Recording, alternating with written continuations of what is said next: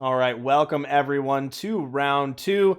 SRFS at the bottom of your screen, mail up at the top. Thank you, Padakin, for the follow. We appreciate it. We had a couple other ones that I missed as well. Derek Davis, Morkand, also for the follows. We really appreciate it. The Overt, also for the follow. So thanks everybody for supporting the stream here. We really appreciate it. Thanks for supporting the tournament series. We hope you all enjoy it. We try to put on some good events for everyone. Keep that eternal community going strong. Capture some of that competitive spirit, if you will. Yeah, so we didn't get to go over Mail's deck, but it's a Xenon mid-range deck that kind of just gets to play a bunch of like really powerful cards that were printed recently. You get to play Azendel Mastermind, you get to have the Javan plus Moldermuck combo, and then you still also get to play D'Angelo's Might, but with like a lot smoother curve. Like all of your cards are just innately very powerful, making cards like this exploit just not matter as much because all of your cards are just so good. Sure. Well, don't tell the Reddit hive mind that the exploit doesn't matter. Reddit loves exploit or hates exploit. I don't know which word you want to use, but they have strong opinions about the card exploit. Reddit's really lucky that I'm not on it because I feel very strongly about specifically Beseech the Throne and Bottled Insight, and I try to make everyone play it, and just no one ever does it. So, you know, Reddit, come at me with your pitchforks. I'm ready. Open Way Supplier going to be the 2-drop of choice for mail here. SRFS going to draw a painting. But going to play out the undepleted power to hit that Molder Muck on curve. Gotta love a Molder Muck on curve. True. I do have to admit, though, it's true that the Beseech might have been of ours favor, and that could have been a better play on this turn on the Open Way Supplier. But, you know, being able to smooth out your draws and stuff, I think is very important when you're playing such a powerful deck. So Mail has an interesting decision. So how do you want to sequence, like, not just this turn, but you can anticipate with open deck list what SRFS's like average turn 4 is going to be. You try to line up your cards appropriately. So even though it might be more power efficient to play the Banish, if you think there's a high percentage of the time that your next play is going to be Banish plus Speed Grafter or Speed Grafter plus Activate, then like it does make sense to play the Defile here when the only 3-drop you're going to hit is Moldermuck. That's a good call. That's a really next level thinking there, Watch Wolf. And yeah, we might see that here. That was well done there because now we're going to have that 5th power and be able to do both of those things. Or you could just play the Mandeville and eat it, but I do think just committing more threats is really good. So you're probably not great against the Menace mid-range deck on like in a much longer game. So your clock does matter, and just being able to use your all your cards as soon as possible. Interestingly for Mail there, no Torkov though, or I'm sorry, no Speed Grafter. Took out the Torkov with the removal spell, but then didn't play out the Speed Grafter. Maybe my thought there is wanting to make sure that they get an activation out of it, so not going to play it out onto an empty board with no power to activate, but gonna get burned here because it's just gonna get exploited. Yeah, so I think that comes from the respect of cards like Defile and Nectar of Unlife versus like maybe another exploit. Like Right. it's possible that SRFS would have played this like exploit instead of maybe one of those units earlier, Right. given that they already saw the hand previously. So just playing around removal spells when you might not have given them enough targets to be able to hit. So just trying to make all your cards matter a lot. So I do have a lot of respect for holding on to the Speed Grafter. I think I would have committed because I just value putting the clock on, but I definitely understand the play and I respect it.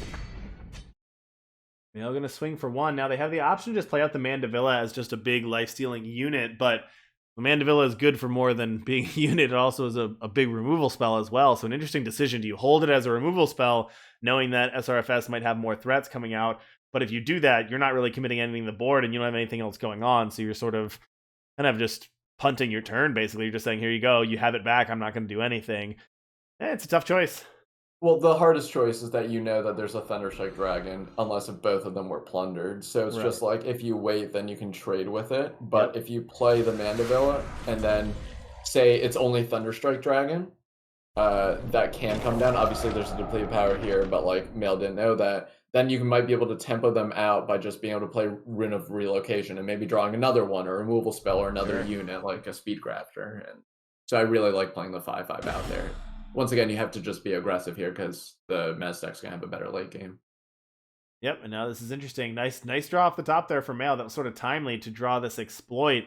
Now you can take that Thunderstrike Dragon now that you don't have the removal spell, but there's also the Davia, which is like the most powerful card in the deck. So even though SRFS is not at 7 yet, just the respect for the power that Davia brings, Mail gonna get rid of that one. Gonna say you can have your dragon, but you're not having Davia. Yeah, and this is really showing the advantage of playing Bottle Insight with Echo cards. Like the first Thunderstrike Dragon was plundered into a power, which we were able to make a power drop with. Now we have this Thunderstrike Dragon that's a threat or something that we could pitch. Say if we drew like Davia plus undepleted power, then we could just do it up on this turn. We're going to see Mail make the same play. Actually, had a Speed Grafter that last turn. And again, respecting the removal, not going to play out that Speed Grafter with 2 power available. Instead, going to hold it. And now, interestingly, you have 2 choices there. You can have the Speed Grafter and go right to the market. But if you want to do that, you have to pitch your Javon. And Javon is a pretty valuable card as well. But is it valuable in this stage of the game? Probably. So you probably don't want to get rid of it. Really interesting. Tough decision so far this game for Mail. Yeah, so going over the market for Mail, Mail has the Zumic Whisper, Kanya, Predatory Connoisseur, Valiant Guardian, and Express Route. So are any of those better than Javon? And what you can do is you can like play Javon and then just wait next turn to Speed Grafter. Yeah. Or what I like is that since there's no like board clear effects or something that would address multiple units, you can actually just play both units and say whichever one sticks, I'm going to activate next turn. Yeah, it's a good call. But by playing Javon here, kind of just recognizing that you can actually play Speed Grafter and activate Javon in the same turn, but being punished by this short hopper.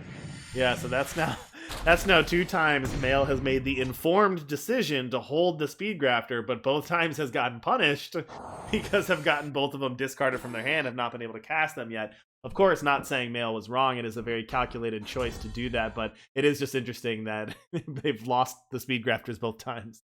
Yeah, I do think it's something that if Mail or, whomever wants to go back and just, like, pace through this game, like, I understand why Mail made all those plays, but I think it's a really good spot to be able to learn and be like, okay, let's actually factor in all the decision trees. Let's look at the open deck list. Like, okay, maybe I'm actually turning on send a message and exploit by choosing to hold it. Like, it's not necessarily better. The removal's always going to hit something. Discard isn't always going to hit something. So, yeah, another thing to think about there is what SRFS is going to do on that turn. So on one of the turns that the Speed Grafter was held, we knew about the Thunderstrike Dragon in hand, and SRFS had enough power to deploy it the next turn. So as you mentioned, if it's avoiding sort of fast removal, on the turn when you expect SRFS to play the dragon might be a good time to play that Speed Grafter, because if SRFS wants to kill it, they need to not play the dragon that turn when they have the opportunity to do so. So that factors into it as well. I really like SRFS's decision to choose to get back the feeding time. Really, the only way you're like reasonably losing this is some sort of race that involves like you not being able to answer a unit or like a Sandstorm Titan or something like that coming down. So as long as you have the answer to it, you make Mail need to have both like an exploit and a Sandstorm Titan. Javon's gonna eat a Defile. Mail's gonna get a D'Angelo Might, draw 5 cards. We know that card's super powerful, but the only thing with Mail is you're running out of time. It's tough to pay 5 power to draw 5 cards when you're facing down lethal. Yeah, I do think it was interesting that SRFS chose not to use the Nectar to just get back Javon or something else. Mm-hmm. But maybe just evaluating, or maybe just valuing the ability to choose later what you want to do with the 2 damage, saying that I have this game almost done with, let me just make sure the 2 damage is going somewhere appropriate. That's going to be too much. That was really interesting. A lot of really interesting decisions there between those 2 players, and SRFS is going to take game 1 there against Mail. Score 1 for Bottle Insight. Just saying.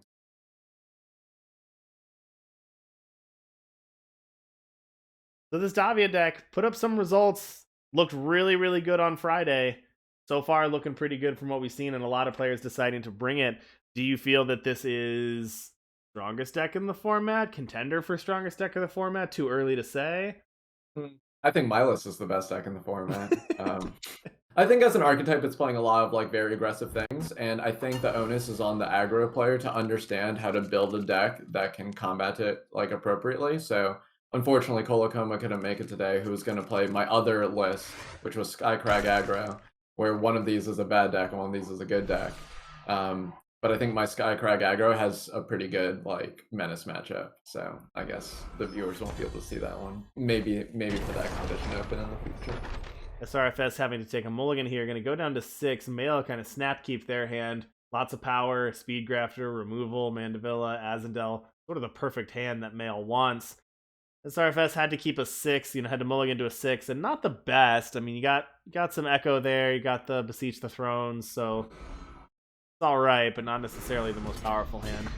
I'm really excited for these Beseeches though, because it just ensures that you have, now it ensures that you have 6 power if you want to, and your deck is trying to cast Davia. So that's true. It's just so awesome that you're able to just consistently hit your power drops in your power hungry deck that's just trying to play good cards. Another interesting decision here for Mail. You've got 3 available power. You can hold up the Banish, or you can go to the market and pitch something here.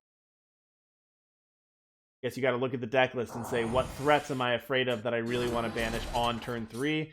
Decides, no, that's not really what I want to do with my power. Instead, going to trade a power to the market and grab the Kanya Ironthorn Envoy instead. I really like that. It's a very powerful 4-drop, such that you make it such that power and non-power are really good draws on the next turn. So you just make your average hand more powerful. And it fills in the curve really nicely when you had that turn 3 and you have turn 5 in hand. It fills that curve exactly where you need it to go. Also dodges that Defile being 4-drop here. And being a 5/5, you dodge Torgov, and then like Short Hopper can get like it can become a 6/4 or like stun it for a turn, but like overall the times where there's Short Hopper not in the hand, you're just able to keep on applying pressure. And as I said, it's like the real sweet spot for Mail is like from 5 to 7 maybe, like, or turn 4 to 7. And then any turn after that, I would say it's very much in SRFS's favor. So just I really like that evaluation. I think that's actually the best curve you can do in Mail's deck is by playing Speed Grafter that doesn't die and then find this on 4. So heads up there. Mail going to play out the Azendel here. That is stealth, but of course we know that that's Azendel, and I'm sure SRFS knows that that's an Azendel. It can be anything. Well. Don't ruin it for the viewers. It can be anything. Could be anything. It could even be a boat. We can clearly not say what it is. It's intriguing. Exploit the top deck. Now, there was no attacks here from Mail last turn with the 5/5.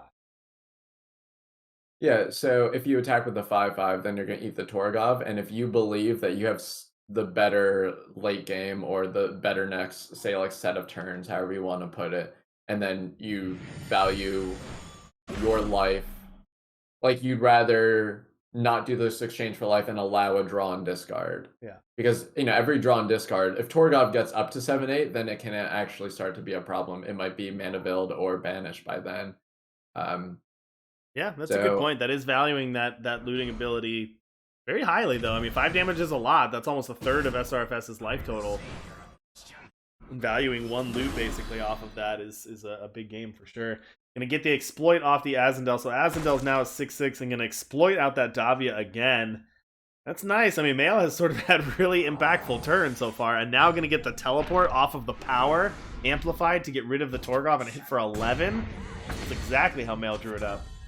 Yeah, it's interesting. It's like with the Rune of Relocation in your hand, that might give better justification for attacking, but Mail just saying, I want to reduce the variance of this game, I'm very far ahead, let me just make sure I get to do my thing on the next turn with that Azendel.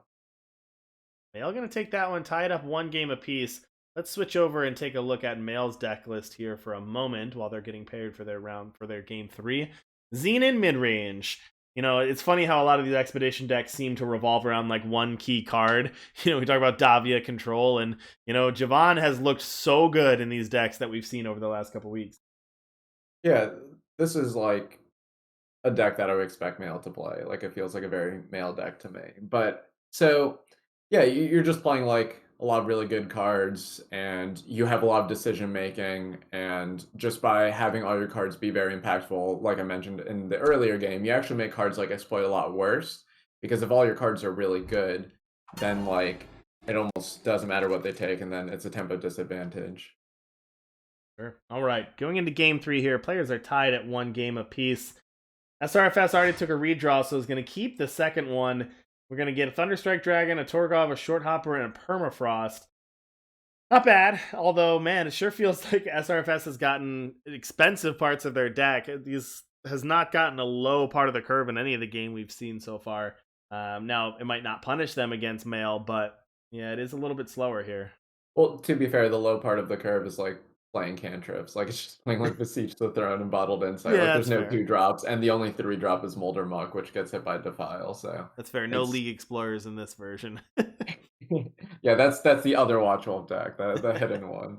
But I still think this is a fine keep. Of course, your short hopper. You know, we're not playing 2 Justice Sigils. I don't know who would do that, but so Got it's him. not gonna allow you to it's not gonna allow you to curve as nicely. But no, I mean there's obviously like an advantage and value to running 2 Justice Sigils, and you might see it here. But we'll see how it ends up curving out. But Mail's hand looks like it's a little bit shy on power, but overall like a pretty solid like hand, assuming you can curve out.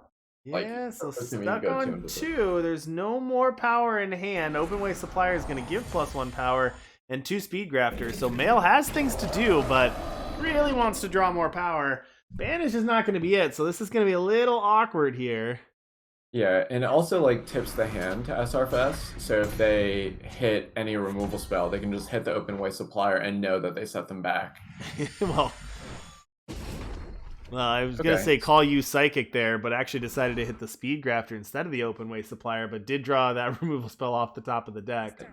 It's fine. I'm the prophet of like the luck portion. Like that's what makes me such a good Eternal player. It's how lucky I am that my mistakes don't cost me. So you know, taking a different line, just evaluating the just like the threat of the speed grafter, kind of like what we saw last game, being able to get the Kanya like worried about, you know, what if they draw 2 power in a row. So maybe here, will we see the same play? Okay, we do. So it's kind of interesting how this game ends up developing. All Just right. Oh, now, I mean, SRFS getting a little bit punished for that. Another open way supplier. Mail has been able to do so much stuck on power here. It's kind of amazing how much Mail has been able to do to keep this a game when really has no business being in this game right now. yeah, so here, one way or another, the open way supplier is dying. It's happening, finally. Yeah. Send a message. There goes one open way supplier. That's going to put Mail back down to 3. Message received. So yeah, so notably, cannot play Thunderstrike Dragon with only 2 primal, but luckily there's this Bottle Insight to be able to smooth out the draw. Mail really just hoping for some power. Undepleted power into Sandstorm Titan is very big game, so there's not the most answers in this deck for Sandstorm Titan, and it actually got the killer. So yeah, Sandstorm Titan with killer is even better. And yeah, that's awkward. I mean, a little bit punished for not taking out that other open way supplier. Mail, now you're gonna do it, but Mail back down to 3 power. Can Mail draw out of it? Well, there's a Molder Muck. yeah, so you do want to play the Bottled Insight on your turn, because if you hit a depleted power in Davia, you want to be able to play the Davia on 7, but maybe just not playing the Bottled Insight at all, and then you can wait until next turn to like do a larger one if you hit an undepleted power that's not a primal. So we'll see how that ends up panning out, but there's not the most removal spell in this Menace deck to be able to address the Sandstorm Titan. There's really just Feeding Time, the Mandeville, and I guess like Davia's like chonky enough that she Yeah, can just stand in the way. and it does make these dragons look a little bit awkward. Of course, Sandstorm Titan shutting off the flying.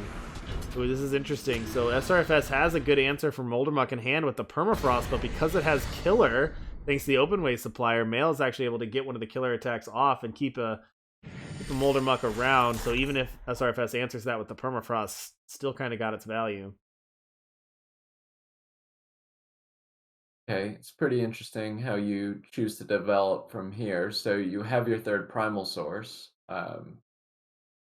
SRFS doesn't know the cards in Mail's hand, so it doesn't know that there's the banish there, but we might see just, yep.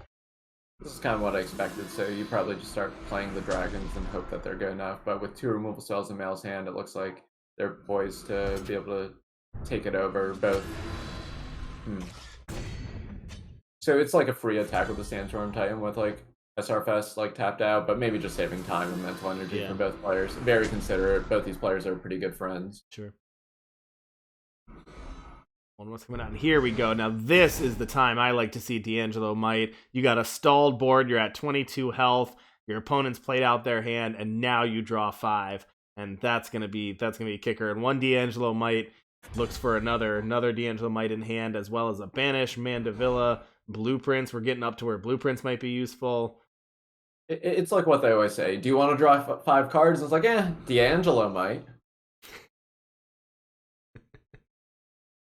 So we see the blueprints being able to create the relic, and then can deploy the Mandeville if you want. Or it was just the blueprints.